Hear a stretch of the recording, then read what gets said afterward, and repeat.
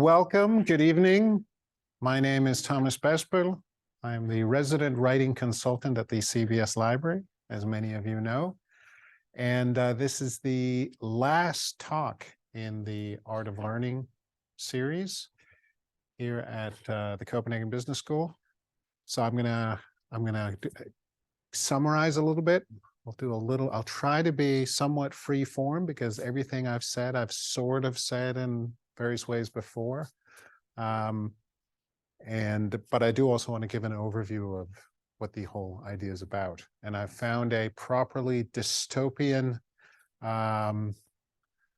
image to start with, kind of nightmarish scenario that we can begin with. So I'll start with that. Then I'll take a step back and go through the themes that we've covered in this series, and then hopefully conclude on an optimistic note about how to retain what we've learned, not just in the series, but from going to university, and how to use our ability to learn going forward. So that's the plan for today. As usual, I will speak for what I estimate is 45 minutes, and which probably will be about an hour. And then we'll take a break, and then I'll be ready for questions, and we can stay as long as you like for questions. So just whatever questions you have from this evening or from the whole series is fine. I recognize some faces either from previous times and I think from class. Yeah. Ah, okay, yeah, all right. Are you in the management? Yeah. So there's people. You're going to recognize the dystopian image immediately, so that's good. All right, so let's start with a bit of like the bad news or the grim picture, the frightful scenario, the sort of Blade Runner nightmare that is unfolding, called artificial intelligence. And what I want to start by talking about today is the prospect of something that we could call, I'm sure I'm not coining this term, but I just came up with it. I thought I want to see, I'll use it, see if it works. Artificial education. It's always been my belief that artificial intelligence is impossible. Like it's impossible to get a computer to actually think. There's, of course, a big philosophical discussion about that. And my reason for this is not so much that there's something essential in our thinking that computers can't simulate, except for that I don't think computers have imagination.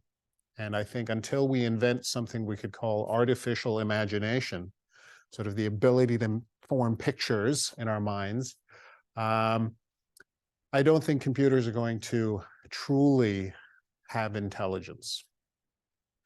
And I used to just say, bring it on, you know, let Silicon Valley keep developing different things that they're talking about, let them develop their technologies and so forth.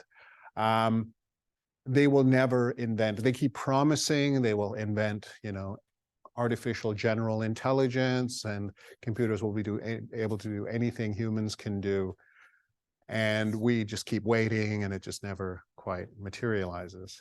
And then this summer, I started taking a closer look at some of the claims, some of the hype, if you will, from Silicon Valley. And it turns out that there is at least one thing that artificial intelligence is now capable of that I actually thought it would never be capable of, that I was truly shocked. I was a little bit scared when I realized that artificial intelligence can do this. And I'm not just talking about the sort of chatbot technology where you can interact with a computer and it's kind of simulates being a human being.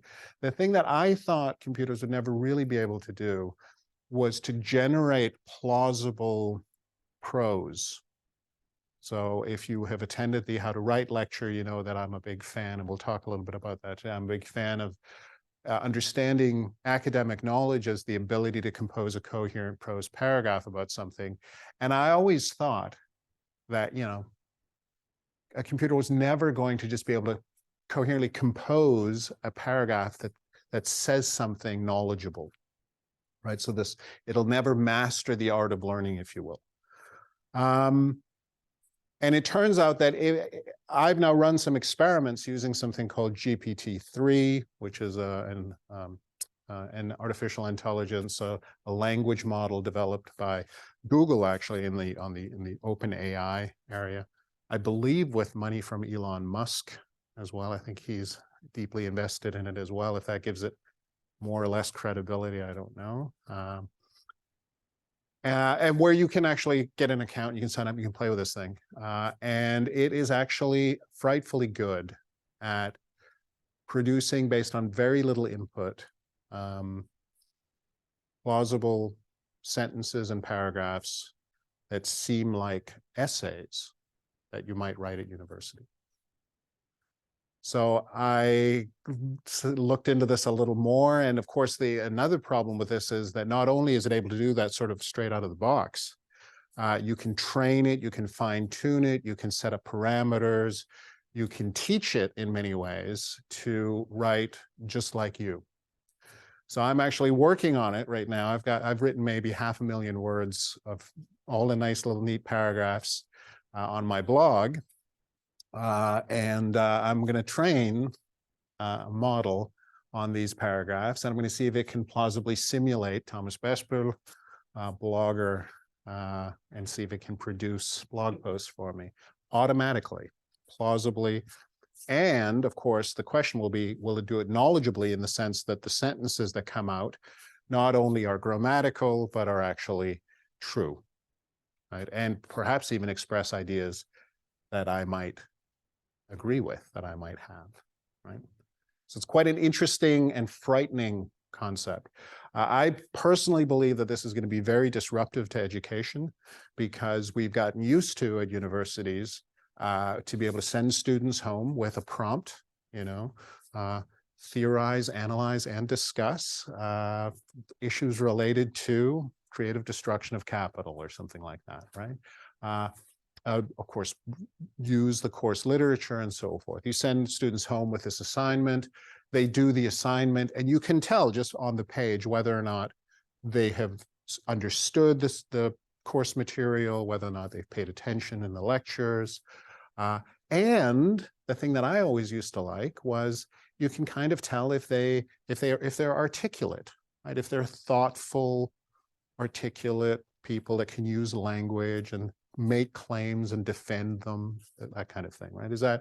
Can they make a line of argument? All of these things were competencies you could get from an essay assignment. And you could be quite certainly confident in giving them middling grades, right? So it's, oh, here's somebody who clearly has a mind and clearly knows something about the subject. So easily a 7 in the Danish system, right? That's something you could use these essays for.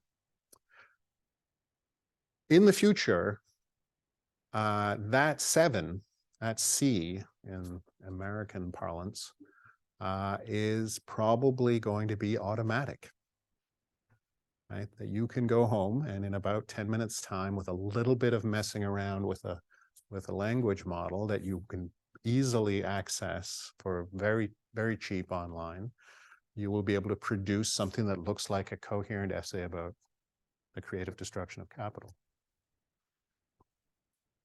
So that scares me, because that loses an ability that we used to have to test whether, because I mean, it's not fair to have a testing environment where if you want, you can just get a middling grade without doing anything, without even showing up for class, right? That's not fair to the students who are then doing the work. So I believe it's going to be quite disruptive. And I think in the short term, in the immediate term, the solution is going to have to be that we come up with on-site examination, even when it's writing assignments. And that means that the ability that we're going to test is not so much, can you go home, study some material, reflect on it for days and days and days. It's going to be more, can you prepare your mind to be asked a question and within the span of an afternoon, produce something that's kind of a coherent essay-sized answer to that, right? So it's a slightly different competence. And we're going to have to find out how all of that is going to work in the future, of course. And this is what I'm kind of referencing back to at the end of this talk. We can imagine that, let's say, even in just 5 or 10 years' time, that the normal thing to do for students at a university is to spend the time training a particular AI, a language model of their own, to sound a little bit like them, right? To think a little bit like them, to automatically answer emails for them, which is already something that you can see if you use the online version of Outlook, for example. It quickly recommends what you should say in response to brief responses. It'll say, thank you very much, let's do that, right? That's one of the suggestions it'll give you. In the future, you type in a few words and it's going to propose an entire email that would be a reasonably good response to that, to whatever the issue is in the email you're answering. And of course, it will be personalized. You can spend your education basically feeding your particular AI information about who you are and what you're interested in and what you want to sound like, how you want to present yourself. And that's going to be what an education is. It'll be an artificial education. It'll be you training an AI, and it's not even going to be, of course, a computer. It's going to be some cloud-based. It'll be on, it'll just be an account you have, and it will be able to do all of these things for you. It'll be able to write memos for you. It'll be able to write research proposals. It'll be able to write financing proposals, IPOs, whatever you need, based on the situation that you're in and the information that you have, right? Why is this dystopian? Why is this, we could say, well, fantastic. Now we don't have to do any of these things anymore. The dystopian problem is, to me, is that we face a situation where people can be highly educated, certified, very qualified within a certain specialization, but will never have had to write a sentence or a paragraph of their own. They will have had to continuously filter through and approve, right, and sort of sign off on prose, but they won't have had to compose themselves in prose. And I think what I want to try to argue for tonight is that, at least for the time being, it's still a good idea to develop this art, to be good at composing yourself in prose, because it has something to do with being able to learn and being able to present yourself as knowledgeable and engage knowledgeably with your surroundings and, of course, other people, right? So that's the argument that I want to try to make.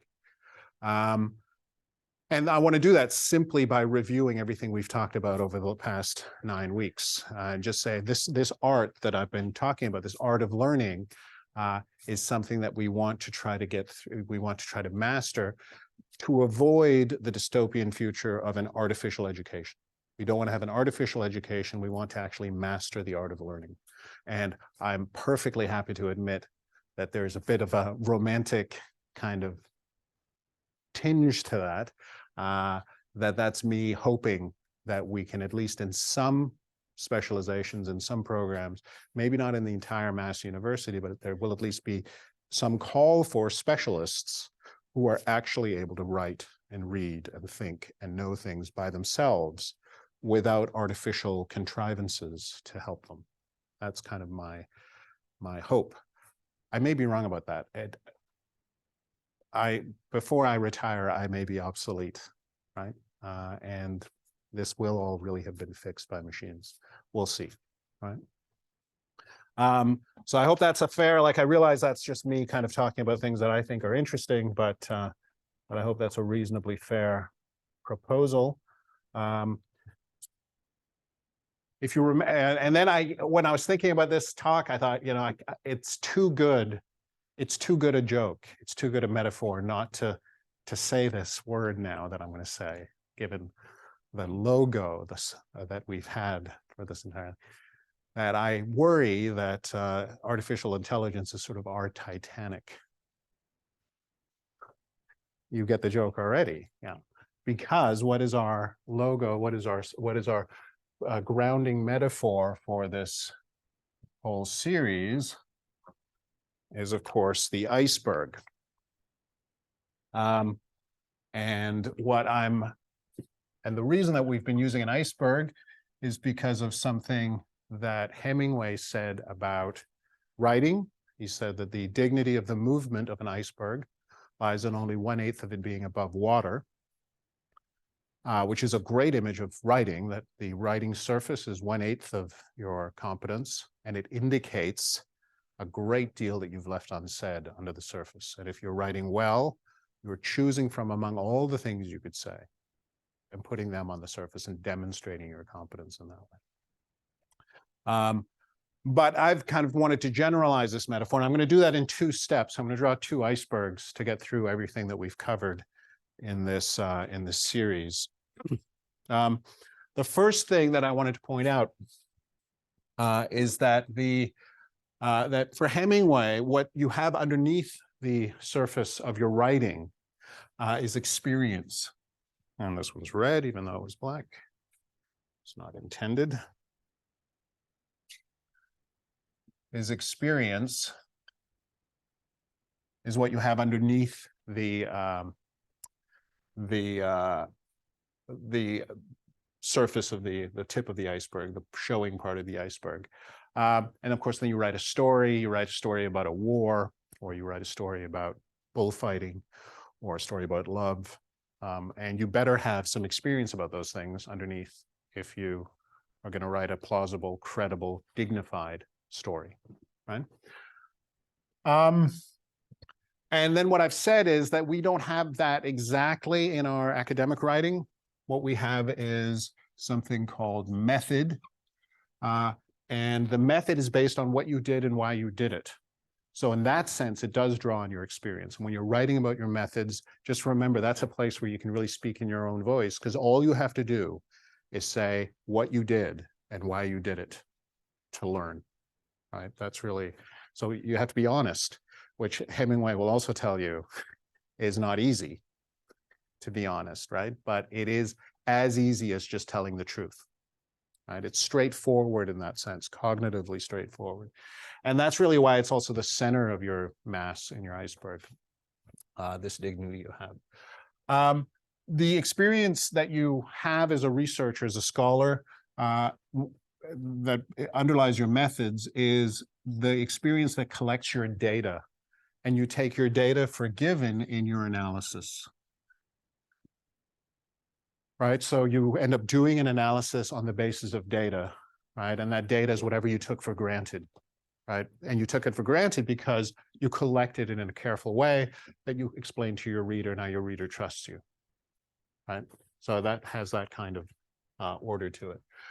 The experience that you used to collect your data didn't come out of nowhere. You didn't just make it up. You didn't just go out and see what happens, right? You didn't just have a nice little fun time. You base that on reading the literature. You may even have done a formal literature review, and now you're familiar with the studies that count, right? The studies that kind of work. That also that your reader will find credible. So if you do it this way, you're doing it like other researchers have done it before. We trust that kind of data, right? And of course, that gives you a basis for writing your theory. So you can see this is starting to look like a research paper, right? What's out on the fringes here? Well, sometimes we have to tell our reader about the company or the region or the country or the product or the business process that we're interested in. We have to say something of a background nature. And we're going to need some documentation for that. So it's not really the scientific literature, right? But it's newspaper articles, company reports, and that kind of stuff, right? OECD data sometimes. Right? Things that are publicly available, we can cite them. We can use them as a basis for talking about the background conditions of our research. If we're doing our job well, our analysis will have some sort of interesting point. It will either have some pushback on our theory, or it will have some consequences or pushback to the background conditions we've set up. Maybe we're going to propose a change in management practices, or we're going to propose a change in the tax code, or something like that. right? So what would happen is we will need some space in our assignments, in our papers, to discuss the implications, right? And this is where it gets very interesting from the point of view of this intelligence problem, right? Or using our intelligence to learn, because notice that we've used all of our sources really here. We've used publicly available sources. We've used the entire scientific literature. We've used all our experience, and we've used the data that we've generated already to write these. So what's left? What else have we got? And there is something very important that we've got, and that's the very thing that computers can't do for us yet, or that's the thing I'm hoping, we'll see. And that is simply the capacity for reason. And I would actually argue, and I'll try to, and I drew this out even more in greater detail when we talked about how to think, is that underneath our ability to reason is actually the imagination, right? And this is the thing that I really think will never replace electronically, mechanically. There'll never be a mechanical imagination. We need actual bodies of flesh and blood that have actual experiences, that actually suffer, right? And that suffering lets us imagine things. So that's really what I realize that sounds also very romantic, but I really hope we keep suffering, because that's the basis of our thinking, and our thinking is going to support our discussion, right? Because we're going to be reasoning with the reader about what are the logical implications of the analysis we've done. And then above that, I said we have the introduction, and we have the conclusion. And notice that they're sort of hierarchically stacked on top of this. They have even more dignity, right? And the reason that they have more dignity is, of course, that they're supported not by the things that are under the surface, but the introduction is actually supported by the things that are on the surface, in the sense that they introduce the paper you've actually written. Good idea to write it at the end when you know what the paper says, right? And then the conclusion is the very top. It's the thing that earns its highest spot, furthest away from the stormy seas, right? Greatest point of stability and the actual tip of the iceberg, right? In the How to Write lecture, we talked a little bit about how to think about that more structurally, and there's lots of, I'll link to it as well on the blog. There's just lots of information about how to go through each of these sections. At this point, I think I can also pitch the spring series, which starts in February. It's called The Craft of Research, similar format. There's 12 or 13 sessions, and they go through each part of a research paper. So it starts with how to write a research paper. Halfway through, we talk about how to structure one into sections like this.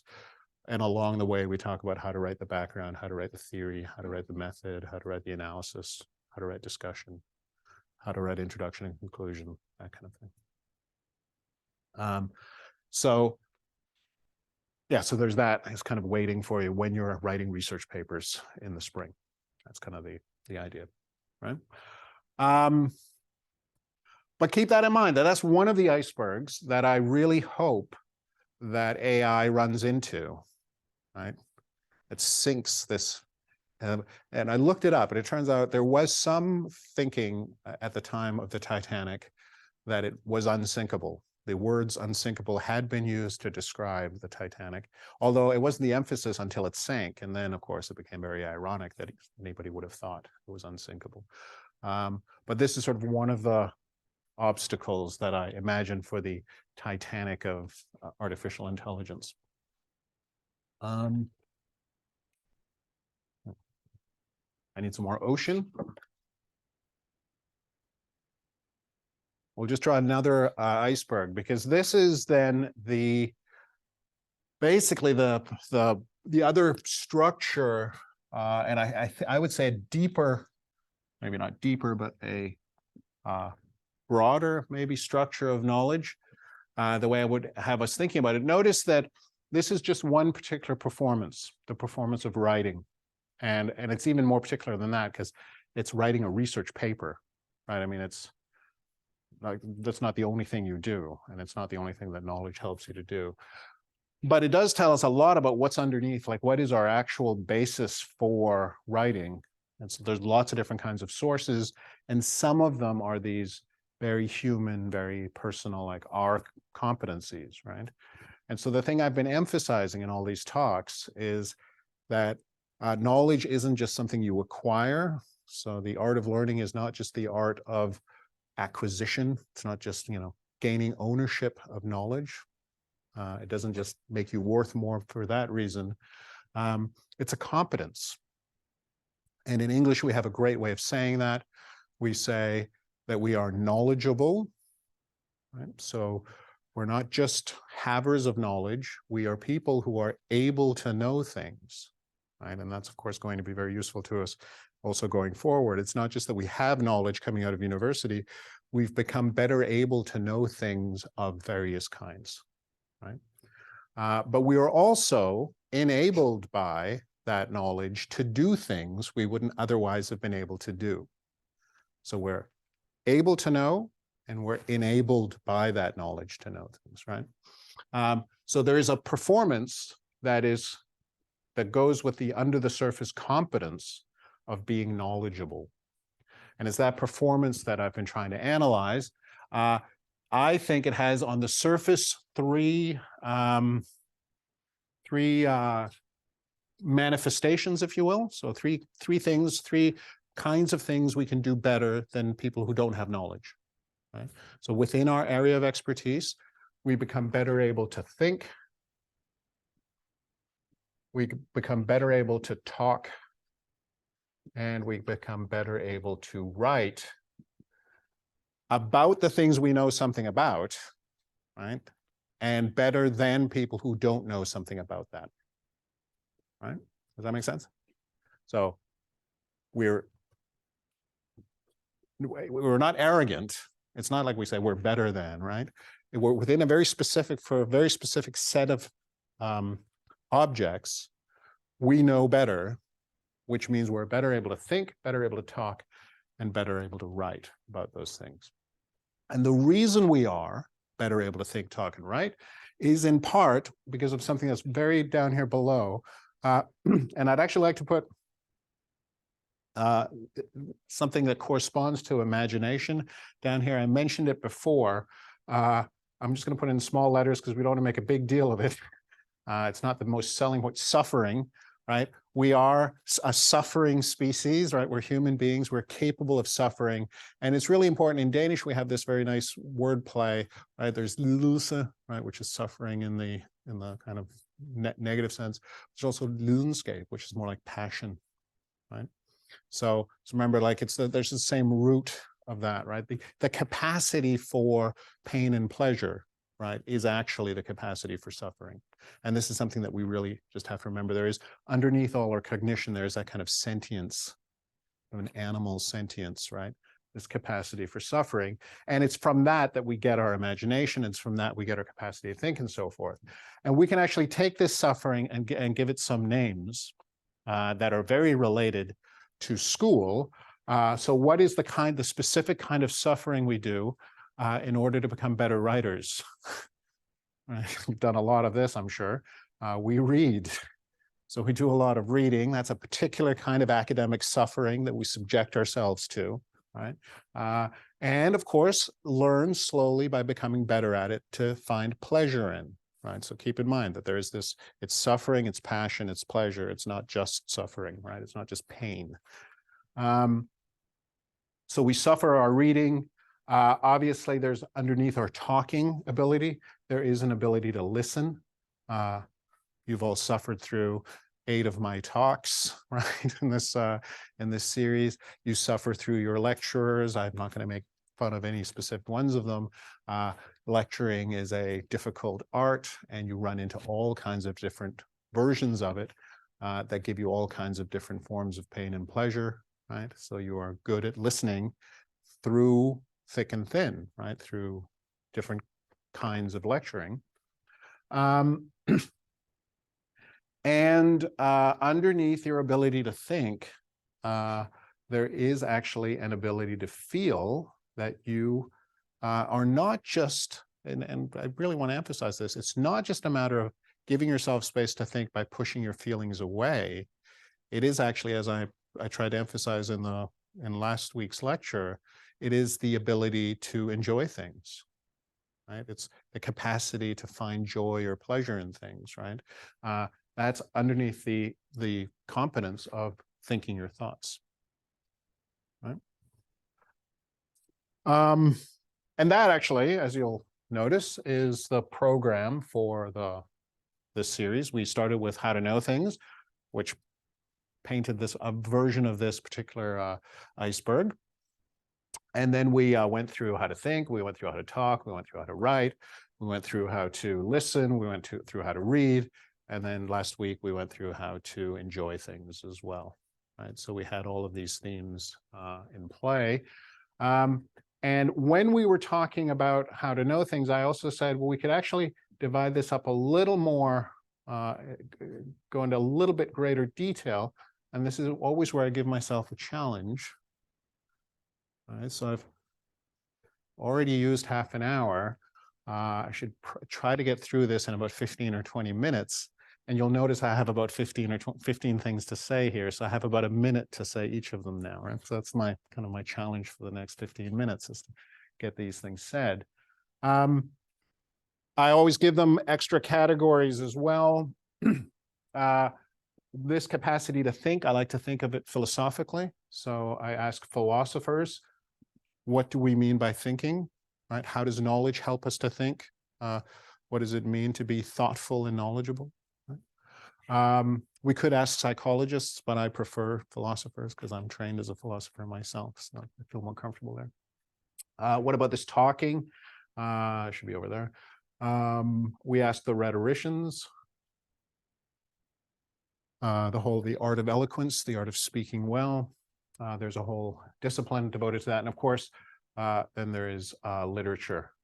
That is our basis for writing, which we can take in that broad sense of the ability to write and to read. So what is our literacy, right? Not just there's a literature, but of course, that's where we get it from. That is what that competence is. We call that competence literacy, right? And you want to be literate within your area of expertise, within your knowledge domain. Okay, so what do it, like I said, this is not going to be very, it's not, I'm going to go fast, right? So what do philosophers say knowledge is? What is the knowledge competence according to philosophers?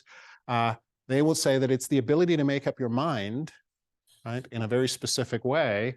It's the ability to form a belief. So if you're knowledgeable, if you're a knowledge-able person, right, if you're enabled by knowledge to do this thing called thinking, then you can be put in a situation, given some data, given some materials, given a case, maybe even, right? And you can make up your mind about what's going on there, what it means, right? You can form an opinion. You can be given a podcast to listen to. You can make up your mind, right, about what's going on here. Unlike people who don't have your knowledge, right? People like me who know something about writing, but not about any particular subject area. So I can't make up my mind about marketing or finance, right? Or innovation, or organization, that kind of, right? But you've all had hopefully had the experience of making up your mind about something, taking it seriously, a couple of weeks later, discovering, based on new information, that you were wrong. Yes? So you've all had this experience of being wrong before. If not, you must go out and have this experience. It's an important learning experience. And a philosopher will just jump on that and say, well, any old belief obviously won't do, right? You're going to have to form true beliefs. Right? And I'm not going to say any more about that other than it's the opposite of false beliefs. It's the opposite of being wrong. And of course, it's what you're going for in the way of belief, right? It's the goal of believing is to get access to the truth. But then, of course, a philosopher will say that's not even that is good enough, because sometimes we have accidentally true beliefs. Like some of it, like the example I always use is some of you may find everything I'm saying quite truthful and correct about the art of learning. And then when asked to defend yourself against somebody who finds what I say quite dubious, quite doubtful, and possibly wrong, you might find yourself saying, didn't you notice Thomas has a beard? and bearded men are always to be trusted, therefore he is right. And what you've done there is expressed a prejudice, which is a famously bad way of forming beliefs, even though you've arrived at a true belief, because I am to be trusted, right? And it's even a nice thing to say about me, right? But it's just a prejudice. It's based on a prejudice about bearded men, right? So philosophers will say, well, you actually have to have a good reason, right? You must believe, it must be true, and you must have a good reason for it. And they'll call it justification. So you have a justified true belief, that's knowledge. It's been like that in philosophy for thousands of years, I think 2,200 years or so since Socrates. And there's always been a discussion about whether that's good enough. Like, is there some other things we should say about knowledge beyond that? Does philosophy have other things to do after they've come up with this wonderful little definition? And the answer is yes, there are complications, but most people say it's a good place to start. Most philosophers will say it's still a good place to start. Right. We'll leave that philosophy, we'll leave it there. You can look into it if it interests you. What about rhetoricians? The rhetoricians will say, and I'm going to I've been asked to defend this technically in terms of the discipline of rhetoric. I'm kind of going to go through this in terms of the triad of logos, ethos, and pathos, right? So you have to have a good reason, good arguments. That's one thing that makes you a good speaker. You have to have a good relationship with the community. That's another. And you have to have a justifiable passion. You have to have some emotion behind it, a good feeling about you, right? Ethos, logos, and pathos. But you'll notice that I'm not saying it in exactly those terms. So it's not, I'm sorry.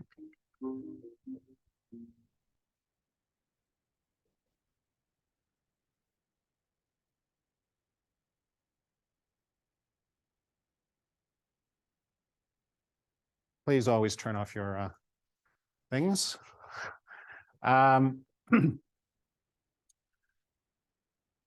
You've all heard that there's no such thing as a stupid question, and you've all been told either by me or discovered for yourselves that that is a lie.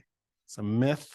Of course, there are stupid questions, right? In a knowledge community, in a community of knowledgeable people, there are things you wouldn't ask if you knew what you were talking about, right? And the standard example at school is there are questions you wouldn't ask in class if you had read the text for that lecture, right? Some people ask those questions anyway, knowing full well they haven't read. It happens. It's happened to the best of us. I've done it, of course. But it just goes to show that there is such a thing as an ill-informed question. So one of the things that if you're a knowledgeable person that you avoid is asking stupid questions, but you also don't say to somebody, that's a stupid question, if they do ask that question, because you're knowledgeable enough to recognize that as a standard bad question in the discourse, and you can move the conversation somewhere more constructive without the person who asked the question even noticing that's what happened, right? So that's competence, rhetorical skill, and it's one you want to develop. It's part of your knowledge competence, right? You're not rude, you're not dismissive of questions. You are constructively able to handle less than great questions, right? Sometimes you even say, that's a great question, even if it's not. So that's one of the competencies. The other one is you'll notice in a community of knowledgeable people, there's a shared sense of humor. There are certain jokes that you get because you have the same frame of reference that other people don't get because they don't have that frame of reference. So they don't understand the same boundary to the absurd. There's kind of an abyss around every knowledge field. And when we gesture that to the things that are unknowable or just wrong, right, we can make jokes into that void. I'm not going to say too much more about being funny, right? But that is one of the things you can do. And of course, I never say to people, you should try to be funny. I say you should have a sense of humor. Deleuze and Guattari have a very good way of putting this. They say, in truth, there is no such thing as a contradiction, only degrees of humor.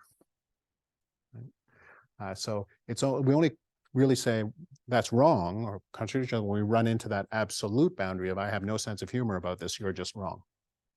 Right? So that's a nice thing to keep in mind, especially if you're trying to keep a conversation going. And then there's the last thing. You all know, hopefully, that there are things within any community that it is not okay to say.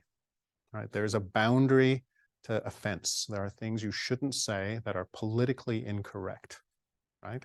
And they're different in different disciplines. And the example that I've recently been told about at a lecture over at the library is the economists that got into a little bit of trouble many years ago for suggesting that the way you solve the adoption problem is that you start selling the babies at different prices, depending on which kinds of babies are most desired by which kinds of parents to be, right, adopted parents. This did not go well with the sociologists, right? So the economists thought there was to be a natural solution, but sociologists and legal scholars and humanists, philosophers and so forth thought that's probably not a good way of dealing with this particular market inefficiency, right? And so there's lots of different cases like that. There's lots of things, lots of issues that you don't want to talk about in particular ways. And what I always say is, please don't think of this as something you have to stay away from. Think of this as a danger in the world that, like any other danger, you should have the courage to seek out and learn to deal with. So if there is a difficult issue, if you have some justified true beliefs that you know are controversial, don't learn that you should not talk about them. Learn how to talk about them. Right? Learn that it's difficult to talk about these issues, but these are things you do want to talk about. And in your particular discipline, there's going to be a particular way of solving that problem for you. And you'll have to try to figure it out. I usually say be brave, but be kind to each other when you're experimenting with this, right? Let each other make mistakes. Let each other get away with it. Be forgiving when you're doing it, because everybody's learning how to have difficult conversations, and we should be good at it. It's part of being knowledgeable, right? Make sense so far? I think I'm going to make this. This is going to be, because this is not 1 minute for each of the things. So there's lots of people who are fantastically good at making up their minds about things and pretty good at talking about them, but not so good at writing them down. So that you want to make sure you have all three competencies before you say, I'm a knowledgeable person, I'm educated, right? You want to say, I can make up my mind, I can form a belief, I can talk about it, I can hold my own in conversation with other knowledgeable people, is the way I usually put it. Nice way of putting it. Also say, I can write it down, I can put it in writing, right? And until you can put it in writing, maybe be humble with yourself and your God and your family and whoever it is that you relate yourself to morally, and just say, well, I'm going to admit that I don't know until I've mastered the art of writing it down. And can we define that art in such a way that you can really tell whether or not you have it, right? Whether or not is this a skill you have, a competence you have? And I believe you can. Think of the literary competence, the literary component of the academic competence of knowing. Right? Think of that as the ability to compose a coherent prose paragraph about something. So you know something for academic purposes, so at university, if you can compose a coherent prose paragraph about it. And then we can ask, what is a coherent prose paragraph?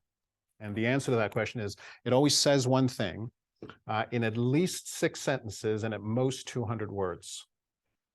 So that feels a little bit formal, but that's a lot of freedom, right? It could be 80 words, 6 sentences, could be 12 sentences and 197 words, right? So it's big space, right?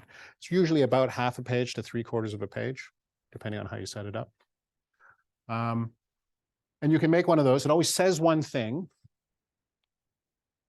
and supports, elaborates, or defends it. So it says one thing, and that's one of those sentences. We call that the key sentence. So there's a key sentence in the paragraph. It doesn't have to be the first sentence. It can be anywhere in the paragraph, right? But just wherever it works. Usually a simple declarative sentence like sense making is a retrospective process, or the internet has changed the way businesses communicate with their customers, right? Something, that says something. And then it supports, elaborates, or defends it with the rest of the sentences, right? And they're chosen because they're easier. When should you support, elaborate, or defend? You should support, elaborate, or defend because the key sentence is difficult. There's something about the key sentence that poses a difficulty for the reader, right? And there's really three classic things that can be hard about a key sentence in a paragraph. It can be hard to believe. Now I needed the red one, and I got the blank. It can be hard to believe. That is not very clear. Believe, right? And it's totally accidental that it says believe here, by the way. There's no correlation there. It just happens to be the first difficulty. It can be hard to believe. That means not that the reader is resistant to believing it necessarily. It's just the kind of thing the reader is happy to believe if you give them evidence. So it could be something as simple as you're going to say, Apple had a good quarter in 2017, in the third quarter of 2017. And the reader will say, great, I will believe that when you give me the annual reports figures for how well they did, and maybe some of the coverage in Forbes or the Financial Times that said, yep, that was a good quarter, right? Like I'll believe it when you give me the evidence. It's not hard to believe if you give me evidence, which means you're writing a paragraph that supports, right? There's many paragraphs that don't have that problem. It's not a matter of belief. It's a problem of understanding. So the reader may find it hard to understand what you mean, not necessarily because the words are completely foreign to the reader, although that may be the case in the case of if you're describing a product to them, that the reader doesn't, like a new product or a new process or an arcane rule within a company or something like that that you've analyzed. So the reader just has to understand it, right? And doesn't understand it until you explain it. But sometimes it's like sense making is a retrospective process, and the reader says, I know what those words mean, and I recognize the theory. I know something about sense making myself, but I also know that you have to tell me a little more precisely exactly what you mean by retrospective or exactly what you mean by process before we can operationalize this in your analysis, right? So when you're writing that theory paragraph, you're writing it, it's helping the reader to understand, for example, what the retrospective nature of sense making is for the purpose of doing the analysis that you're going to do, right? So it's not because the words are foreign, it's just because the reader knows that the problem here is going to be elaborating exactly what you mean, right? So you're going to write a paragraph that elaborates your meaning. And then there's the last one. I always say it's my favorite one, the most interesting one of the three. You think about what you want to say, you articulate your key sentence, and you think about your reader, and then you think, you know what? My reader has already made up their mind about this. They've thought about it carefully themselves, and they believe the opposite of what I believe. They think I'm wrong. Their problem is agreeing with me, right? So I'm going to write a paragraph that defends my position. I always emphasize defend. It's not attack. You're not attacking your reader. And the reason for that is you only have 200 words. So you have 1 minute of your reader's attention.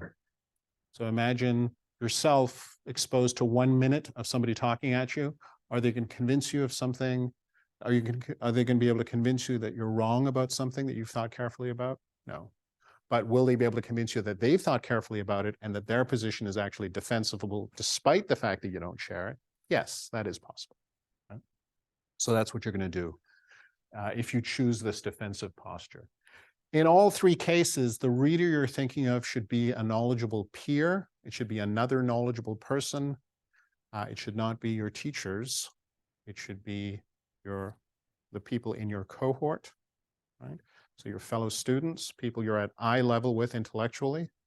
intellectual equals, and that'll just continue as you go through your studies. That peer will become more and more and more knowledgeable, and you'll constantly be in a position to assess what's hard about this that I want to say for a person at my level, right? So you'll always be at eye level with your discipline. There is a fourth possibility. Your reader has no problem believing you, has no problem understanding you, and has no problem agreeing with you. This is a rare case. It shouldn't happen very often. But if that happens, there's a chance that the reader is bored with your idea, with the thing you want to say. And that's a problem if you're very excited about it. Right? So if you've got something you're very excited about, you think, my reader doesn't, has no problem believing me, already believes me, already agrees with me, and already understands me. But my reader doesn't think it's very interesting. So I have to spend a paragraph getting my reader excited about this, right? And I can do that by using my knowledge to show them the exciting stuff in this particular topic, right? But that should be rare, because most of the things you're writing about is you're writing for peers who are interested in roughly the same things. And then there's that last spot. Remember, please, that you don't want, and this actually leads on to the final. Yeah, it's going to take an hour. The final thing, that you're all knowledgeable people, so I could all give you assignments to write me paragraphs about things you know, and then you could come to me in a week's time with paragraphs that are knowledgeable. But would that prove to me that as you sit here in front of me tonight, you know those things? And the answer, of course, is no, because it would only show that if I assign you something, then you could learn it in a week. Right? Lots of our assignments work like that. Here's something that if you don't already know, if I give you a week and a good reason, you could learn it. So if you want to know if you actually know something, you have to set an interesting time limit on composing paragraphs. And that time limit is the following. To know something at university for academic purposes is the ability to compose a coherent prose paragraph of at least 6 sentences and at most 200 words that says one thing and supports, elaborates, or defends it in 27 minutes. Right? If you can do it in 27 minutes, you're knowledgeable. You take a 3-minute break and you get on with your day. Maybe you get on to another paragraph. You're writing 2 paragraphs an hour with 3-minute breaks. That's really nice to know you can do that. That for anything you know, you can write about it at a rate of 2 paragraphs an hour, right? Up to 400 words an hour. Right? It's a skill you want to have. Some people say, doesn't that sound like a long time, 27 minutes? And I say, if you think it's a long time, great. Write 18-minute paragraphs with 2-minute breaks. 3 paragraphs an hour. It's also nice to know. It's good. It's a good skill to have. It's not something you're going to regret spending some time developing that skill. It makes you more articulate. It makes you a stronger thinker. It makes you a better knower. It makes you more knowledgeable. Make sense so far? All right. So how does this all add up to 2 things? One, how do we retain and keep learning as we go after we graduate? Right? How's all of this going to add? How am I going to bring this all together in 6 minutes? And how do we avoid the robot apocalypse of artificial intelligence? I got 6 minutes to do it. Now my suggestion is the following. Never start on a blank page. But roughly 32 weeks of the year, I suggest you think of every day roughly in the following way. You can take weekends off, but about 32 weeks of the year from now on, for the rest of your life, think of yourself as that's when you are actually being knowledgeable, right? You're actually knowing things. As Matt Damon says when he's stuck on Mars, I'm going to science the shit out of this problem. Get off Mars, right? That's the, maybe we can science the shit out of it and get to Mars. That would be better. But what you're going to do is not start on a blank page, but every day you're going to do the following. You are going to say, today is Wednesday, tomorrow is Thursday. Pretty soon it's the end of the day. You're not going to get any smarter. You're not going to acquire any more justified true beliefs. You're not going to become a better conversationalist, right? You're not going to become better able to write paragraphs. At the end of the day, you decide one thing you know, You articulate it in a key sentence like sense making is a retrospective process, or businesses have changed the way or the internet has changed the way businesses communicate with their customers. You then decide that tomorrow morning, as the first intellectually challenging thing I'm going to do, I'm going to compose a coherent prose paragraph about it. And then I'm going to take a 3-minute break after 27 minutes of that, and I'm going to get on with my day. I've done my workout. Right? I've taken one thing I know, I've put it in prose, I've supported, elaborated, or defended it with another knowledgeable person in mind, so a peer, an intellectual peer. And I really mean this, 32 weeks of the year, even when you're 55 and you're now the chief executive of some high-tech company, right? You are doing this exercise every morning, 32 weeks of the year. Obviously, it's an ideal world, so forth, right? But this will actually make you stronger, right? It will make you more knowledgeable. It will help, it will remind you of the things you know. It will help you retain the things you learned in school, and it will give you a platform for learning things and keeping that part of you that learns, that acquires knowledge, that becomes more knowledgeable, alive, right? That makes sense. So all of these topics are, of course, covered in greater detail in the different talks. You can go in this particular model for writing paragraphs. I have a whole talk on that and lots of other materials. You're certainly welcome to come and talk to me about it if you're trying it. It's the way I usually say it is, if you buy this app, right? If you're doing it this way, I know how to do it better. And so then you can come to me with your problems with it, and I can help you run that process better. I know how this will make you a better writer. I know how to get that to work. Let's have that conversation. Now, how is it going to avert the robot apocalypse? Now, my theory on this, and it is just a romantic dream, a hope, if you will, is that we need the standard of good writing to be kept by people who are working this seriously and this deliberately on their prose. So the quality of a prose paragraph will just be much, much better if it's coming out of the imagination and suffering of actual human beings, right? And that's what's setting the standard for what good writing is. So that there's a conversation, at least among some elite group of people who take writing seriously in society, and that these people have this community, this fellowship of just writing paragraphs that actually say what they think, right? That aren't just producing predictive auto-completions, right? But that are actually representing what's on their mind. That's the dream.